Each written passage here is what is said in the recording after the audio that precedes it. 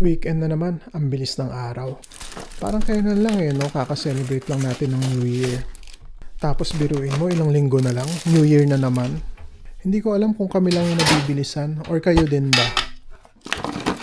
Anyway, ngayong araw, late na ako nakapagluto. Kasi every Saturday meron training si Blake. Nag-start yung training niya ng 9 o'clock, then matatapos ng mga 10. Meron na talaga nakaplano na lulutuin ngayon. Kaso si Blake nag-request ng lumpia at saka gyoza. Ang problema, wala kaming lumpia wrapper sa bahay. Kaya after ng training, diretso kagad kami sa Asian store. So bumiyahe kami ng mga 45 minutes. Tapos pagdating namin sa tindahan, naku po, sarado. Kaya dumiretso na lang kami ng supermarket.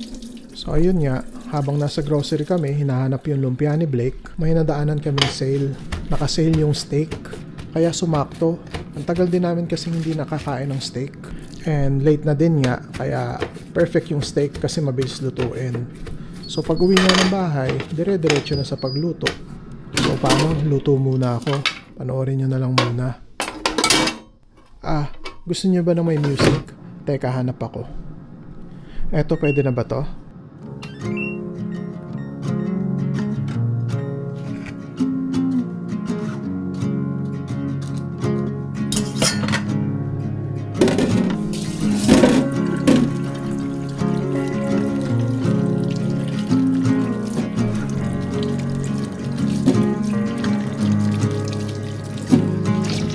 Sunlight dances on the balcony as I wait for thee to come home.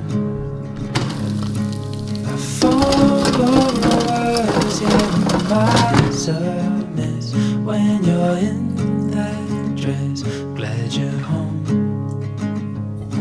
Will you stay with me and never leave? Walked into my life and crying. Glad you came, glad you came. If you're not around, I've been broken. Glad you came, glad you came.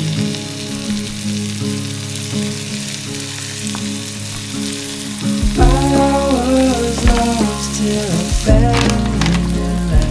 And you wonder why I feel at home. I hold you close so you're by my side till the end of time. Before we go,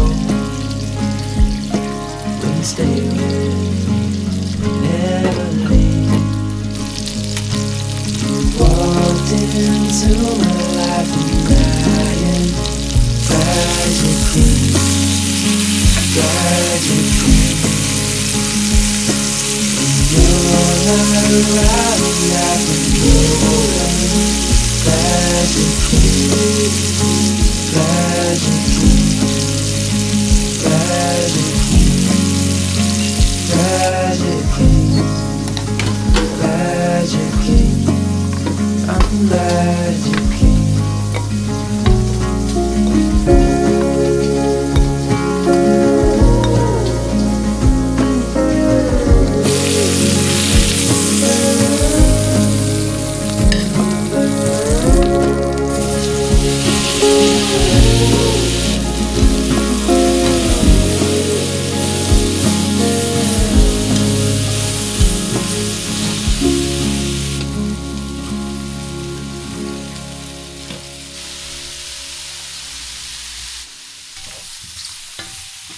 O natapos na yung kanta.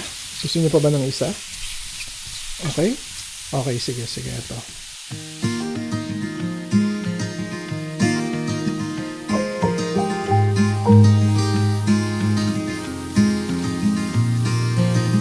Late night strolling, far from home and horizon looking like a sunset dream. Midnight talking, water crashing, evening feeling like a postcard scene. 'Cause it's just us two, dancing with the moon. arms wrapped around you.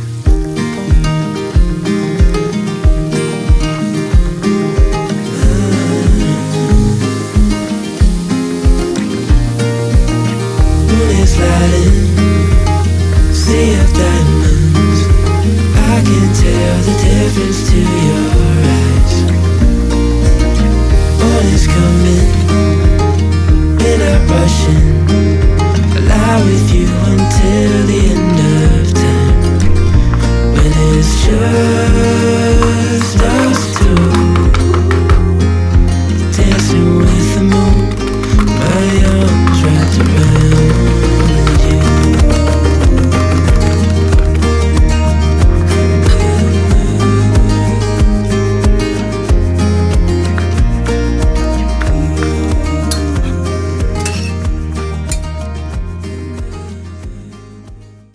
So ayan, tapos na magluto. Ito na yung lumpia, fried gyoza, steak, fried rice. Tapos meron pang isa eh. Yun, mushroom at pepino. Ayan yung steak, medium rare. O tara na, kain na. Just us two, dancing with the moon. My arms wrapped around you.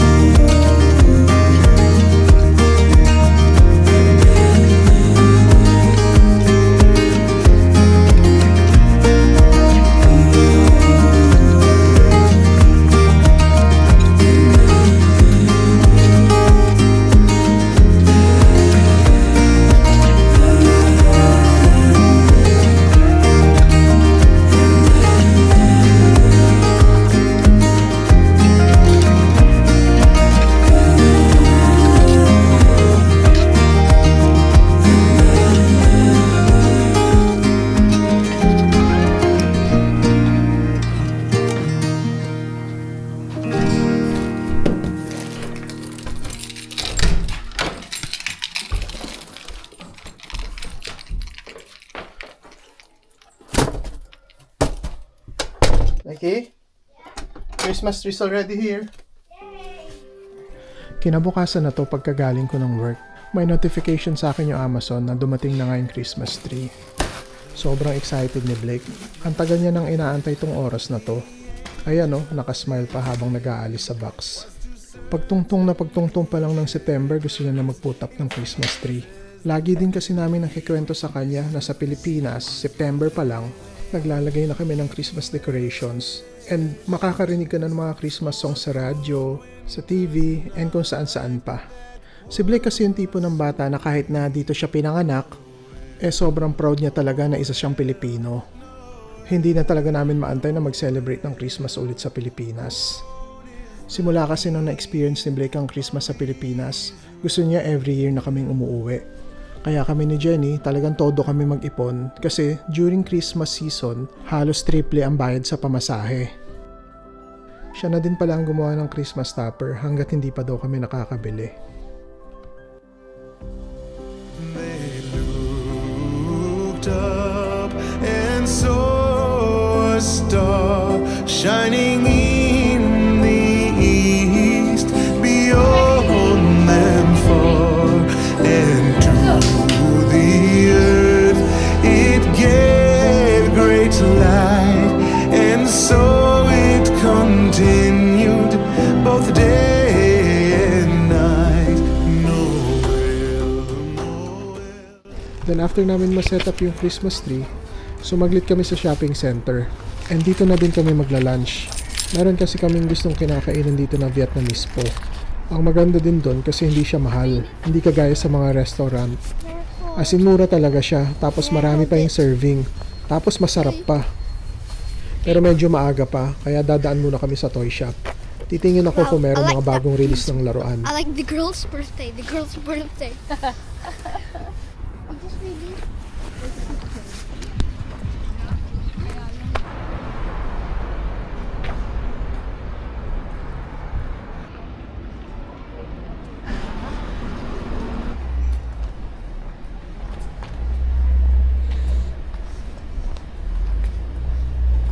Ayun, meron yung bagong release.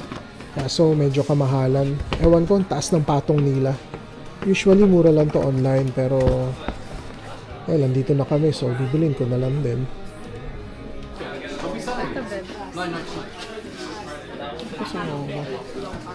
Bigotto? Bigotto, molto bigotto.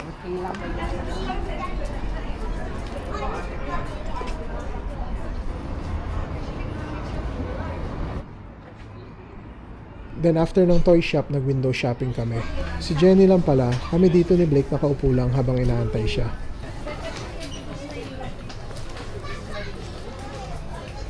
And ayun, tapos na. So, papunta na kami ngayon para mag-lunch dun sa sinasabi kong Vietnamese po. Hindi ko na na-videoan yung food stall nila. Masyado din kasing maraming tao and mahaba yung pila. Yun ang in-order namin. Hindi ko na rin na-videohan yung kumakain kami. May kasama din kasi kami sa mesa na hindi namin kakilala.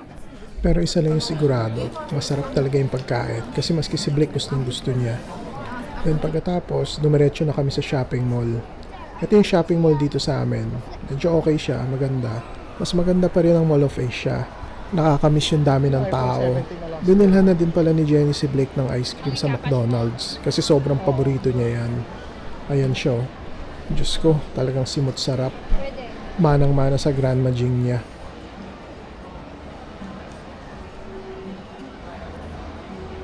Hanggang sa huling patak talaga. Pagkatapos, diretso na kami nag-grocery. Pamimili kami ng mga pagkain namin para bukas kasi Monday may pasok na ulit si Blake. Pamili lang kami ng tinapay, salad, and merienda. Ikaw may gusto ka. Wala. Let's go.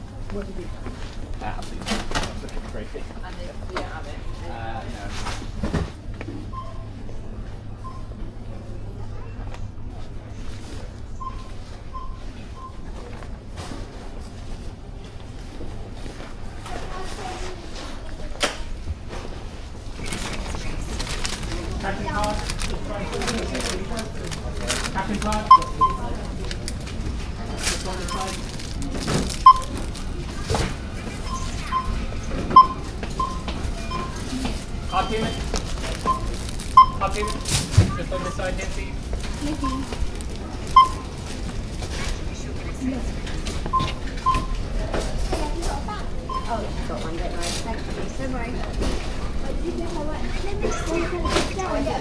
No, go wait. Tapos na Blake. Go, sit down.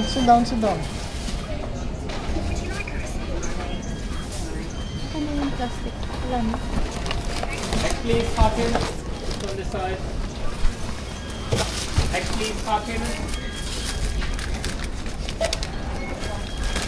Just on the side, Nancy. Thank you. Ayun, pagkatapos magbayad, diretso na kami uwi.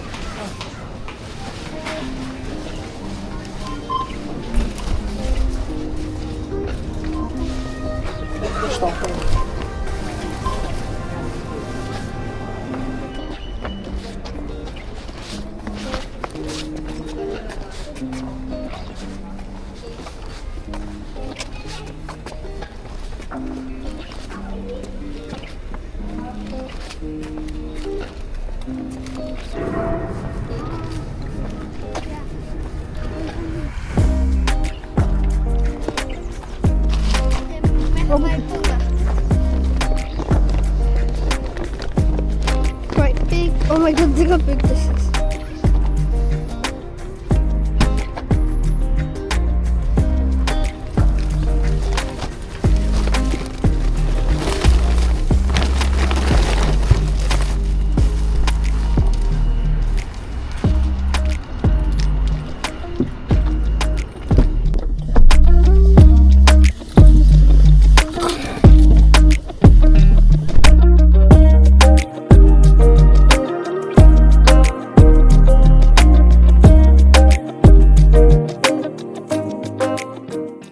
So ayun, bahay na kami.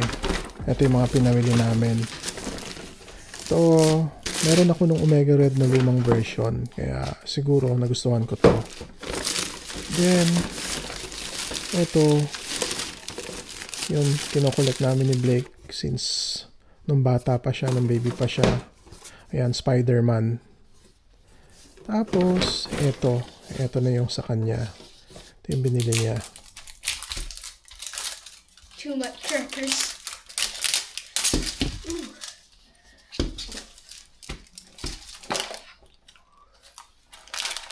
What's in here? Oh my god, it's not a Lego, no? It's not that much. It is that much. Oh! You're gonna build the arcade. Yeah. I was hoping a different one. Oh, and look how much stickers. You know what I was hoping? What? Where was the pack? Well, I was hoping for this. What's happened for? A radio or a TV. Or a computer. That's what I was hoping for.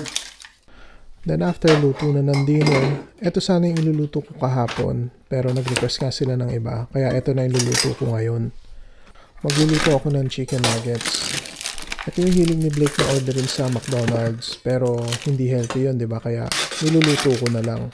Sinusobrahan ko na din ng luto para meron siyang dinner bukas. And yung sobra, i-freezer ko para pag minsan namimiss niya yung kumain ng chicken nuggets, ilalabas ko na lang sa freezer na iinitin. Hinati ko pala yung minced chicken. Yung kalahati, chicken nuggets. Yung kalahati, chicken patty. Pinifreezer ko yun para pag minsan hindi ako nakaluto, iinit namin yun. Tapos, yun na, may palaman na kami. Parang burger. O, kala nyo nakalimutan ko yung music ha. O, eto na.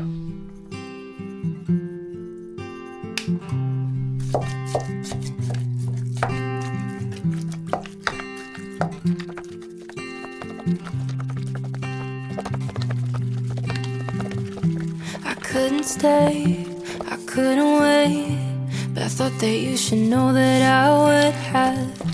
Can hang around, can ask your name, but now I'm thinking maybe I should have.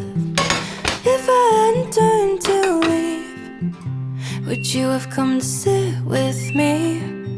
Love the feeling of your eyes on me, like something from a fantasy. Did you feel it from across the room? Did you feel a little enchanted too? Did I miss something more with you? Did you think of chasing after me like something from a movie scene? Never knowing what could have been. I will never know, no, no, no, no, no, no, no, no, I was holding back when you saw me smile. Swear my heart was beating through my chest. Should've never left, should've stayed a while. Maybe then I wouldn't be asking. If I hadn't turned to leave, would you have come to sit with me? Love the feeling of your eyes on me, like something from a fantasy. Did you feel it from across the room? Did you feel a little enchanted too? Did I miss something more with you? Did you think of chasing after me like something from a movie scene? Never knowing what could have been, but now I'll never know, no, no, no, no, no, no, no, no, no. Secret glances from across the room. Oh, I know that you can feel it too. Rolling through your head when I left. All I could think was, what if you felt it from across the room? You felt a little enchanted too. Did I miss something more with you? Did you think of chasing after me like something from a movie scene, never knowing what could have.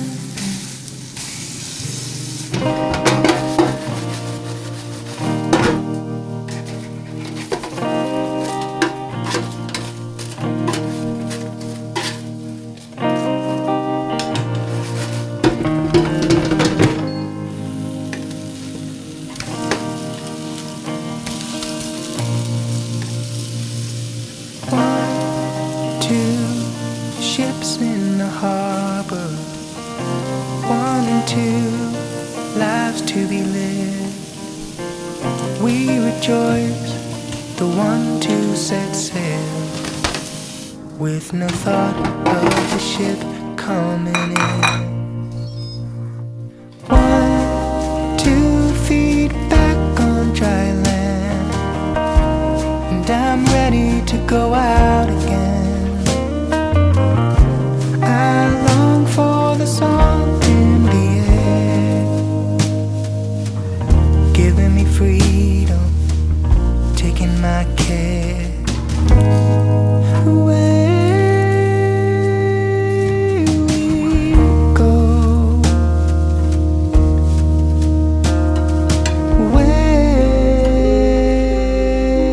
away we go.